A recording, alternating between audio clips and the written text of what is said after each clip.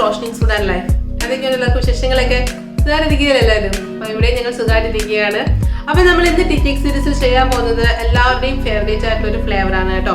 മറ്റൊന്നുമല്ല, butterscotch tea കേക്കാണ് നമ്മളിന്ന് ചെയ്യാൻ പോകുന്നത്. നമ്മൾ എസൻസ് ഒന്നും യൂസ് ചെയ്യുന്നില്ല, അതിന് പകരം വേറെ കുറച്ച് ഇൻഗ്രീഡിയൻസ് ഒക്കെ ചേർത്തിട്ട് നല്ല സെറ്റപ്പ് ആയിട്ടാണ് നമ്മളിന്ന് ചെയ്യാൻ പോകുന്നത്. അപ്പോൾ ഒട്ടും സമയം കളയാതെ നോക്കാം എങ്ങനെയാണ് നല്ല അടിപൊളി ബട്ടർസ്കോച്ച് ടീ കേക്ക് തയ്യാറാക്കി എടുക്കുന്നതെന്ന്.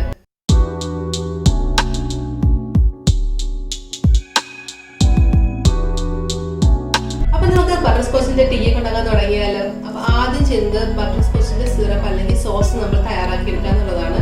അപ്പൊ അതിനുവേണ്ടി ഞങ്ങൾ പാൻ ഗ്യാസ് സ്റ്റൗവിൽ വെച്ചിട്ടുണ്ട്. പാൻ ഒന്ന് ചൂടായിക്കോട്ടെ, നമുക്ക് അതിലേക്ക് പഞ്ചസാര ചേർത്ത് കൊടുക്കാം.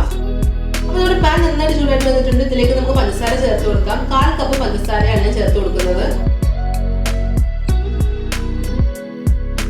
അടുത്തതെന്ന് വെച്ച് കഴിഞ്ഞാൽ നമ്മുടെ ബട്ടർ അല്ലെങ്കിൽ നെയ്യ് ചേർത്ത് കൊടുക്കാം. ബട്ടർ ചേർക്കുന്നതാണ് ഏറ്റവും നല്ലത്.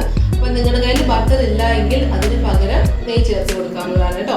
അപ്പൊ ഞാനിവിടെ മെൽറ്റ് ചെയ്ത് ബട്ടർ റെഡിയാക്കി എടുത്തിട്ടുണ്ട്. അപ്പം മെൽറ്റ് ചെയ്തത് അല്ലെങ്കിൽ റൂം ടെമ്പറേച്ചറിലുള്ള നമ്മുടെ ബട്ടർ വേണം ചേർത്ത് കൊടുക്കാൻ. ഫ്രിഡ്ജിൽ നിന്ന് ഡയറക്റ്റ് എടുത്ത് ചേർത്ത് കൊടുക്കല്ലേ. അപ്പൊ ഞാനിവിടെ 3 ടേബിൾ സ്പൂൺ ബട്ടർ ചേർത്ത് കൊടുക്കുന്നുണ്ട്. അപ്പൊ നെയ്യാണെങ്കിൽ നിങ്ങൾ 3 ടേബിൾ സ്പൂൺ ചേർത്ത് കൊടുത്താൽ മതി. അപ്പൊ നന്നായിട്ട് മെൽറ്റ് ആയിട്ടുണ്ട്. കാരണം നമ്മുടെ ഷുഗർ നന്നായിട്ട് മെൽറ്റ് ആയിട്ടുണ്ട്. ഈ സമയത്ത് ഈ ബ്രൗൺ കളർ വരുന്ന സമയത്താണ് നമ്മൾ ബട്ടർ അല്ലെങ്കിൽ നെയ്യ് ചേർത്ത് കൊടുക്കുന്നത്. അപ്പൊ നമ്മുടെ ബട്ടറും ഷുഗറും നന്നായിട്ട് മിക്സ് ആയിട്ടുണ്ട്. ഇനി ഇതിലേക്ക് നമുക്ക് പാല് ചേർത്ത് കൊടുക്കാം. ഞാനിവിടെ പാലാണ് ചേർത്ത് കൊടുക്കുന്നത്. കാരണം എല്ലാവരുടെയും കയ്യിൽ വിപ്പിംഗ് ക്രീം അല്ലെങ്കിൽ ഫ്രഷ് ക്രീം കാണാൻ സാധ്യതയില്ല. അതുകൊണ്ട് ഞാനിവിടെ പാലാണ് ചേർക്കുന്നത്. പാല് ഞാൻ 1/4 കപ്പ് പാലാണ് ചേർത്ത് കൊടുക്കാൻ പോകുന്നത്. അപ്പൊ ശ്രദ്ധിക്കേണ്ട കാര്യം, പാല് നല്ല ചൂടായിട്ടുള്ള പാല് വേണം ചേർത്ത് കൊടുക്കാൻ. നമ്മൾ ഒരു ഗ്യാസ് സ്റ്റവില് നമ്മൾ സിറപ്പ് തയ്യാറാക്കുന്ന സമയത്ത് മറ്റൊരു ഗ്യാസ് സ്റ്റവിൽ പാല് തിളപ്പിച്ചിടുക. ആ ചൂട് പാല് നമുക്ക് ആഡ് ചെയ്ത് കൊടുക്കാം. ഇത് നന്നായിട്ട് മിക്സ് ചെയ്തെടുക്കുക. അപ്പൊ നിങ്ങൾക്ക് ഇടയ്ക്ക് കട്ടിയായിട്ടൊക്കെ തോന്നുന്നുണ്ടാവും, സാരമില്ല. നമ്മൾ നന്നായിട്ട് മിക്സ് ചെയ്ത് തിളപ്പിച്ചെടുക്കുന്ന സമയത്ത് നല്ല സിറപ്പായിട്ട് നമുക്ക് കിട്ടുവേ. കണ്ടോ, നമ്മുടെ പെർഫെക്റ്റ് ആയിട്ടുള്ള ബട്ടർസ്കോച്ചിന്റെ സിറപ്പ് അല്ലെങ്കിൽ സോസ് നമുക്ക് റെഡി ആയിരിക്കുകയാണ്. ഇനി നമ്മുടെ അടുത്ത സ്റ്റെപ്പ് എന്ന് വെച്ച് കഴിഞ്ഞാൽ മുട്ട ബീറ്റ് ചെയ്തെടുക്കുക എന്നുള്ളതാണ്. അപ്പൊ ഞാനിവിടെ മിക്സിയിലാണ് ബീറ്റ് ചെയ്തെടുക്കാൻ പോകുന്നത്. മിക്സി ആകുമ്പോൾ എല്ലാവരുടെയും കയ്യിലുണ്ടല്ലോ. അപ്പൊ നമുക്ക് ഒരു മുട്ട ചേർത്ത് കൊടുക്കാം. അപ്പൊ നിങ്ങൾക്ക് ഒന്നിൽ കൂടുതൽ ചേർക്കണമെന്നുണ്ടെങ്കിൽ അങ്ങനെ വേണമെങ്കിലും ആവാട്ടോ. ഇനി നമുക്ക് ഇതിലേക്ക് പഞ്ചസാര ചേർത്ത് കൊടുക്കാം.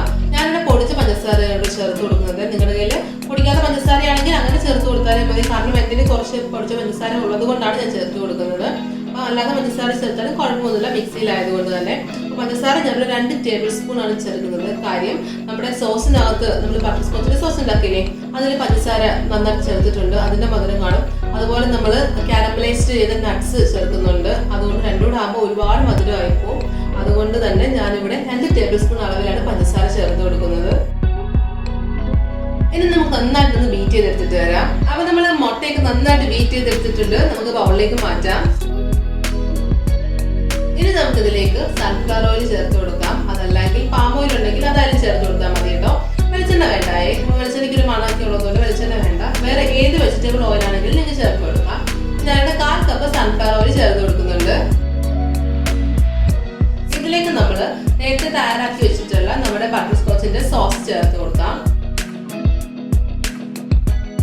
അടുത്തത് ഞാൻ ചേർക്കാൻ പോകുന്നത് കാരമലൈസ്ഡ് ചെയ്ത നട്ട്സ് ആണ് കേട്ടോ. അപ്പൊ ഞാൻ വേറെ നട്ട്സ് എടുത്തിട്ടില്ല, നമ്മുടെ കാഷ്യൂ നട്ട്സ് മാത്രമേ എടുത്തിട്ടുള്ളൂ. അപ്പൊ നിങ്ങളുടെ കയ്യിൽ ബദാം ഒക്കെ ഉണ്ടെങ്കിൽ അത് വേണമെങ്കിൽ ചേർക്കാം കേട്ടോ.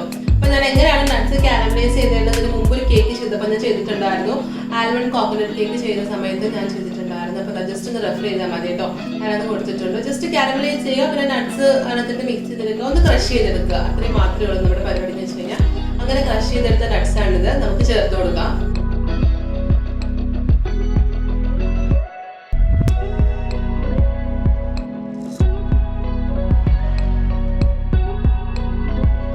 ഇനി നമ്മുടെ ഡ്രൈ ഇൻഗ്രീഡിയൻസ് ഒക്കെ നമുക്ക് അരിച്ച് ചേർത്ത് കൊടുക്കാം. ഓൾറെഡി ഞാൻ മൈദയൊക്കെ അരിച്ചെടുത്തതാണ്.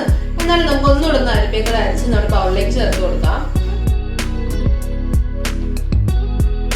അപ്പൊ ഞാനിവിടെ 1 കപ്പ് മൈദയാണ് കേട്ടോ ചേർത്തത്. ഇനി നമുക്ക് ബേക്കിംഗ് സോഡ ചേർത്ത് കൊടുക്കാം. 1/2 ടീസ്പൂൺ ബേക്കിംഗ് സോഡ ചേർത്ത് കൊടുക്കാം. ഇനി നമ്മുടെ ബേക്കിംഗ് പൗഡർ ആണ്. Baking powder 1 teaspoon baking powder കൂടെ ചേർത്ത് കൊടുക്കാം.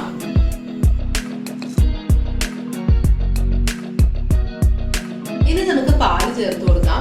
പാലെന്ന് പറയുമ്പോൾ ഞാനിവിടെ 1 കപ്പ് പാൽ എടുത്തിട്ടുണ്ട്. എപ്പോഴും പറയാറുള്ളത് പോലെ 1 കപ്പ് പാലും ഡയറക്റ്റ് എടുത്ത് ഒഴിക്കണ്ട. നമുക്കൊരു 1/4 കപ്പ് പാൽ ഒഴിച്ച് നോക്കാം. എന്നിട്ട് നമുക്ക് ബാക്കി വേണമെന്നുണ്ടെങ്കിൽ ചേർത്ത് കൊടുക്കാം.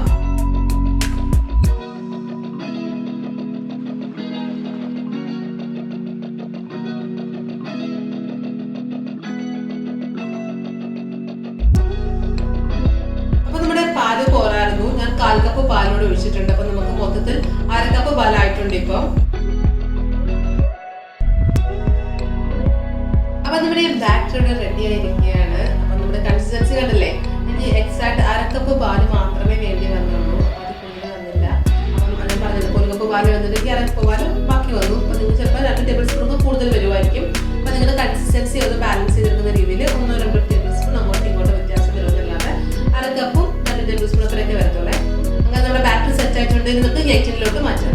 അപ്പൊ നമ്മൾ കേക്ക് ടിൻ ഇവിടെ റെഡിയാക്കി എടുത്തിട്ടുണ്ട്. ഞാനിവിടെ ബട്ടർ പേപ്പർ, നമ്മൾ ബേക്കിംഗ് പേപ്പറാണ് യൂസ് ചെയ്തിരിക്കുന്നത്. അപ്പൊ നിങ്ങളുടെ കയ്യിൽ ബട്ടർ പേപ്പറോ ബേക്കിംഗ് പേപ്പറോ ഒന്നും ഇല്ല എങ്കിൽ അതിന് പകരം ജസ്റ്റ് ഓയിലൊന്ന് സ്പ്രെഡ് ചെയ്തതിന് ശേഷം നമ്മുടെ മൈദ ഒന്ന് തട്ടിയെടുത്ത് ഡസ്റ്റ് ചെയ്തെടുത്താൽ മാത്രം മതി. കേക്ക് നന്നായിട്ട് വിട്ട് വരുവേ, ആരെങ്കിലും പിടിക്കത്തുമില്ല. അപ്പൊ നമുക്ക് നമ്മുടെ ബാറ്റർ കേക്ക് ടിന്നിലേക്ക് ഒഴിച്ചു കൊടുക്കാം.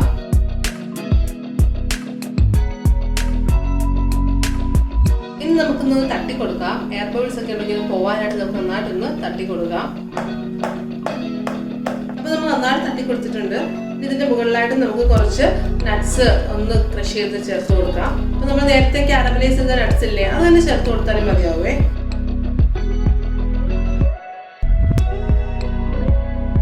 ഇനി നമുക്ക് ബേക്ക് ചെയ്തെടുക്കാം. അപ്പൊ ഞാനിവിടെ കടായിലാണ് ബേക്ക് ചെയ്തെടുക്കുന്നത്. നിങ്ങൾക്ക് കടായി അല്ല കുക്കർ വേണമെങ്കിൽ യൂസ് ചെയ്യാം. അതല്ല അടികട്ടിയുള്ള ഏത് പാത്രം വേണമെങ്കിൽ നിങ്ങൾക്ക് യൂസ് ചെയ്യാം കേട്ടോ.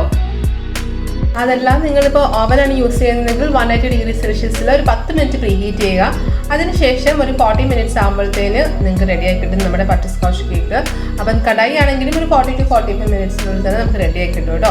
അപ്പം നമുക്ക് എന്തായാലും ഒന്ന് ബേക്ക് ചെയ്തെടുക്കാം. നമുക്ക് ഒരു 40 മിനിറ്റ്സിന് ശേഷം നമുക്ക് ഓപ്പൺ ചെയ്ത് നോക്കാം.